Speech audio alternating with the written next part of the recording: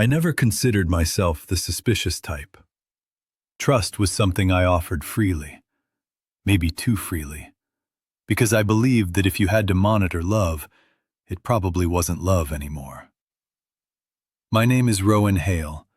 I'm 39, originally from Bristol, now living just outside Manchester. For 11 years, I was married to Eliza.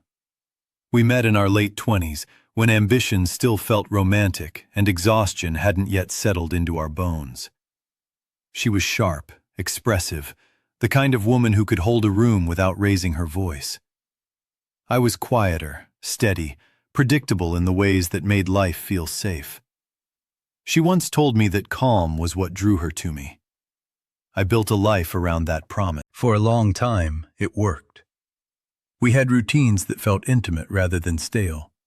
Morning coffee together. Shared playlists for long drives.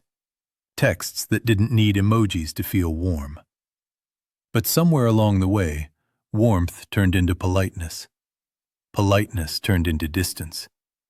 Eliza started staying later at work, explaining it away as new projects, new expectations, new pressures. I didn't argue. I adjusted.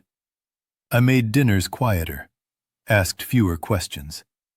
I told myself marriages evolved, and this was just another phase. The signs didn't arrive dramatically.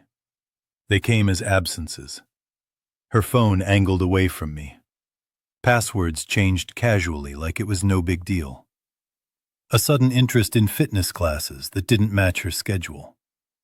She laughed more, just not with me. When I entered a room, conversations paused. When I touched her arm, she stiffened slightly, then smiled as if nothing happened. I noticed everything, but I said nothing. I didn't want to be the man who accused without proof. I didn't want to be wrong. What Eliza never understood was that silence doesn't mean blindness. It just means patience. One evening, she mentioned a team dinner scheduled for Friday night. Same time she'd used 3 Fridays in a row. Same casual tone. I nodded, wished her fun, and watched her relax, assuming the lie had landed cleanly. That night, after she fell asleep, I didn't check her phone.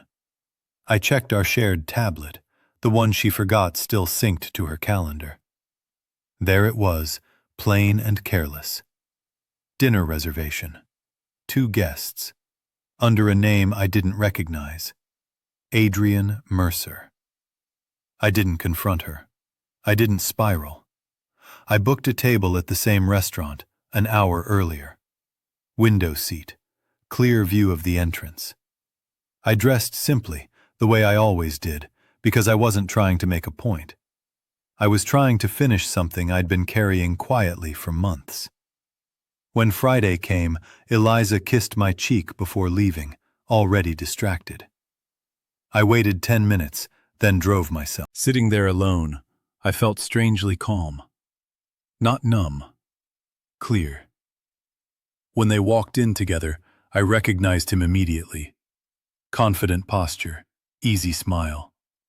His hand rested at her lower back in a way that didn't ask permission. Eliza was laughing, unguarded, the way she used to laugh with me. For a moment, I wondered if this was what grief felt like, but it wasn't. It was clarity. I stood as they were led to their table and met Eliza's eyes. The moment stretched longer than it needed to. Her smile collapsed first. Confusion, then recognition, then fear. I didn't raise my voice. I didn't accuse. I simply said her name and nodded. She knew. She knew I knew. Adrian stepped back instinctively, like a man who realized too late that he'd misread the room. I left without another word. No scene. No explanation. Just an ending. At home, I packed what mattered. Documents. Clothes. The watch my father gave me. I left my ring on the dresser. When Eliza came back later, she found the house quiet and my phone disconnected. I wasn't trying to punish her. I was removing myself from a story that no longer included me. By morning, my solicitor had my call. By evening, the accounts were separated, cleanly and legally. I followed process, not emotion.